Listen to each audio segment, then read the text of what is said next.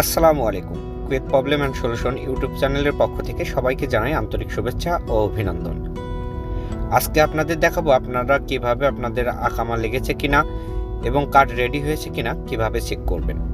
তার আগে আপনি যদি আমার চ্যানেলে নতুন হয়ে থাকেন অবশ্যই সাবস্ক্রাইব করে বেল আইকনটি টিপে রাখবেন আরও অনেক গুরুত্বপূর্ণ ভিডিও সবার আগে দেখার জন্য।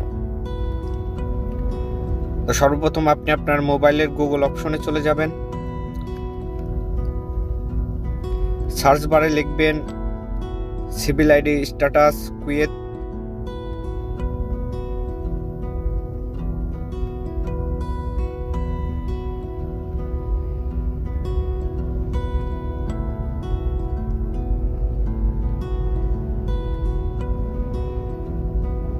তারপরে আপনি সার্চ করবেন।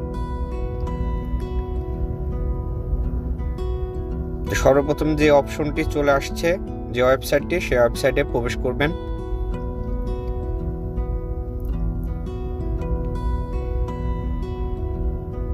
এখানে দেখেন আপনার সিভিল আইডিটি প্রবেশ করাইতে হবে।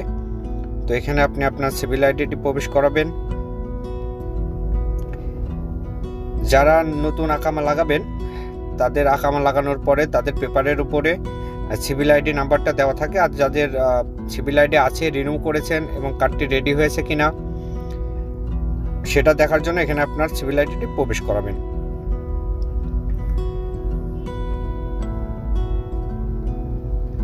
তারপরে এর নিচে দেখেন কিওয়ার্ড লেখা, এখানে আপনি ট্যাপ করবেন। তো এখানে দেখেন লেখা আছে according to our record you are holding a valid civil ID card and there is no outstanding renewal request.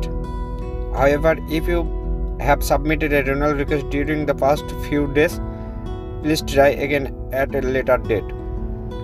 তো আমার কাছে অবশ্য একটি ভ্যালিড আমার কার্ড আছে যার এখনো ডেট আছে। আমি যেহেতু রিনিউ করি নাই অথবা নতুন অ্যাপ্লাই করি নাই, সে কারণে আমার এখানে দেখাচ্ছে যে আপনার একটি ভ্যালিড কার্ড আছে আমাদের রেকর্ড অনুযায়ী।